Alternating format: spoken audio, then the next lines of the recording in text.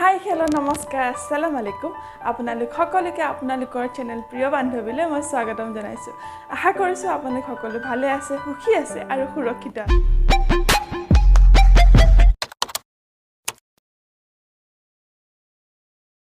আজি 7 জুলাই ভাবিছোঁ ব্লগটো এতিয়াৰ পৰা আৰম্ভ কৰোঁ বুলি পিছে ব্লগটো আৰম্ভ কৰাৰ আগতে আপোনালোকক মই ধন্যবাদ জ্ঞাপন কৰিব বিচাৰিছোঁ মোৰ চেনেলটো ইমান সোনকালে আদৰি লোৱাৰ বাবে মাত্ৰ এক মাহৰ ভিতৰতে মোৰ চেনেলে 1000 ছাবস্ক্ৰাইবাৰ কমপ্লিট কৰিলে গতিকে ধন্যবাদ জ্ঞাপন কৰিছোঁ আপোনালোক সকলোকে যিসকললোকে মোৰ ভিডিঅ'টো চাই আছে আজি ব্ৰেকফাষ্টত বনাইছিলোঁ লাচ্ছা পৰাঠা আৰু আণ্ডা ভুৰ্জি আজি মই একো বিশেষকৈ ভিডিঅ' কৰিব পৰা নাই আসলতে ৰাতিপুৱা বহুত বেছি ব্যস্ত থকা যায় যাৰ কাৰণে মই ভালকৈ ভিডিঅ' কৰিব নোৱাৰিলোঁ এতিয়া মই ব্ৰেকফাষ্ট কৰি আহিলোঁ ব্ৰেকফাষ্ট কৰি আহিয়ে প্ৰথমতে বাপুক গাটো ধুৱাই ল'লোঁ কাৰণ বাপুক গাটো ধুৱাই মেলি বাপুৰ কামখিনি শেষ হৈ যায় মানে মই একেবাৰে আজৰি গতিকে মই এতিয়া একেবাৰে আজৰি হৈ মেলি অকণমান লেপটপত বহিছোঁ ইউটিউবত কিছুমান কাম আছে আপোনালোকে দিয়া মৰম লগা কমেণ্টবিলাকক মই ৰিপ্লাই কৰি আছিলোঁ আৰু ভাবিলোঁ যে ব্লগটো লগে চলাই থাকোঁ মই আচলতে চাই আছোঁ কেনেদৰে মই বেছি ইম্প্ৰুভ কৰিব পাৰোঁ মোৰ ব্লগবিলাক কেনেদৰে মই এডিটিং ভাল কৰিব পাৰোঁ কেনেদৰে মই ভিডিঅ'গ্ৰাফি ভাল কৰিব পাৰোঁ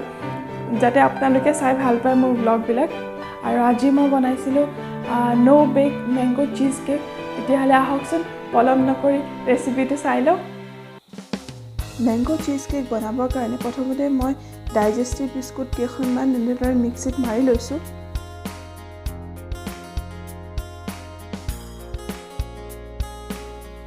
আৰু তাৰপিছত মই তাতে 2 চামুচ মাখন দি আকৌ পুনৰ মিক্সিত মাৰি লৈছোঁ আৰু তাৰপিছতে মই বেকিং ডিছখনত এনেদৰে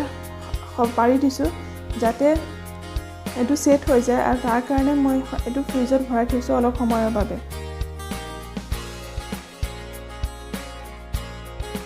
আৰু তাৰপিছতে মই আকৌ পুনৰ মিক্সিটোত 100 গ্ৰাম পনীৰ লৈছোঁ আপোনালোকৰ তাত যদি ক্ৰীম চিজ এভেইলেবল আছে তেতিয়াহ'লে ক্ৰীম চিজ ল'ব আকৌ মিক্সিত মাৰি লৈছোঁ মিক্সিত মাৰি এনেদৰে গুড়ি কৰি লৈছোঁ আৰু তাৰপিছতে মই এই পনীৰখিনিতে কণ্ডেন্স মিল্ক মই প্ৰায় ইয়াতে আধা টিংমান দিছিলোঁ আকৌ গোটেইখিনি বস্তু একেলগে মই মিক্সিত মাৰি লৈছোঁ এতিয়া এবাৰ খাই চাই ল'ব কিমানখিনি মিঠা আপোনালোকৰ প্ৰয়োজন বুলি ভাবে সিমানখিনি ব্যৱহাৰ কৰিব আৰু কনচিষ্টেঞ্চিটো চাওক কনচিষ্টেঞ্চিটো এনেকুৱাই হ'ব লাগে তাতকৈ বেছি পানী হ'লেও দিগদাৰী হ'ব আৰু বেছি গাঢ়াও নালাগে তাৰপিছত সেই বেকিং ডিছখনতে গোটেইখিনি মিশ্ৰণ মই একেলগে ঢালি দিছোঁ ঢালি মই পুনৰ ফ্ৰিজত ভৰাই থৈছোঁ অলপ সময়ৰ বাবে আৰু ইফালে মই 2টা মেংগো লৈছোঁ 2টা আম একে চাইজৰে আম লৈছোঁ আৰু মিঠা আম ল'ব আপোনালোকে আৰু সেইখিনি পুনৰ মিক্সিত মাৰি লৈছোঁ আৰু যদি অকণমান মিঠা কম থাকে তেতিয়াহ'লে আকৌ চেনি এড কৰিব পাৰে মোৰ পিছে আমটো একেবাৰে মিঠা আছিলে গতিকে মই চেনি এড কৰা নাছিলোঁ ইয়াতে আৰু এয়া 1 চামুচ জিলেটিন লৈছোঁ মই তাতে গৰম পানী দি দিছোঁ আৰু গোটেইখিনি ভালকৈ গলি যোৱালৈকে এনেকৈ লৰাই আছোঁ আৰু যেতিয়া এনেদৰে গলি গ'ল তেতিয়া মই সেই গোটেই জিলেটিনখিনি মই এই আমৰ যিটো মই মিক্সচাৰ বনাইছিলোঁ তাতে দি দিছোঁ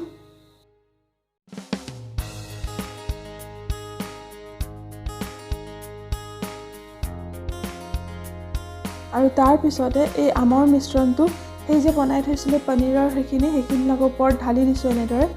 জিলেটিন এইকাৰণে দিয়া হয় যাতে এইটো ভালদৰে ছেট হৈ যায় আৰু তাৰপিছতে গোটেইখিনি দিয়াৰ পিছত কিন্তু অলপ সময়ৰ বাবে আমি ফ্ৰিজত ৰাখিব লাগিব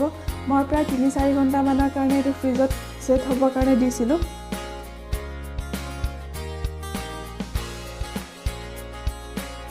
3 ঘণ্টাৰ পিছত এয়া চাওক আমাৰ no bake mango cheesecake ready হৈ গ'ল মই অকণমান কাটিও দেখাইছোঁ আপোনালোকক চাওক কেনেকুৱা ধুনীয়া হৈছে দেখিবৰ কাৰণে 3টা লেয়াৰ একেবাৰে স্পষ্ট হৈ ওলাই পৰিছে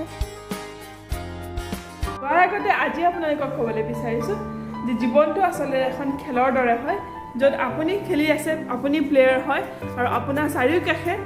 অডিয়েঞ্চখিনিয়ে চিঞৰি আছে গতিকে যেতিয়াই দেখিব যে অডিয়েঞ্চে বেছি চিঞৰিছে তাৰমানে আপুনি একদম সঠিক প্লেয়াৰ হয় আপুনি নিজৰ খেলত মনোনিৱেশ কৰক আৰু অডিয়েঞ্চে কি চিঞৰিছে কি নাই সেইখিনি আপুনি গুৰুত্ব নিদিব গতিকে আজিলৈ আহোঁ আপোনালোকৰ প্ৰিয় বান্ধৱী সদায় আপোনালোকৰ মাজলৈ আহি থাকিব আপোনালোকৰ খবৰ জানিবলৈ লগতে মোৰ খবৰ জনাবলৈ সেয়েহে মোৰ চেনেলটো চাই থাকিব আৰু যদি মোৰ চেনেলত আপুনি নতুন হয় তেতিয়াহ'লে ছাবস্ক্ৰাইব কৰিবলৈ একেবাৰে নাপাহৰিব থেংক ইউ ফৰ ৱাচিং বাই বাই লাভ ইউ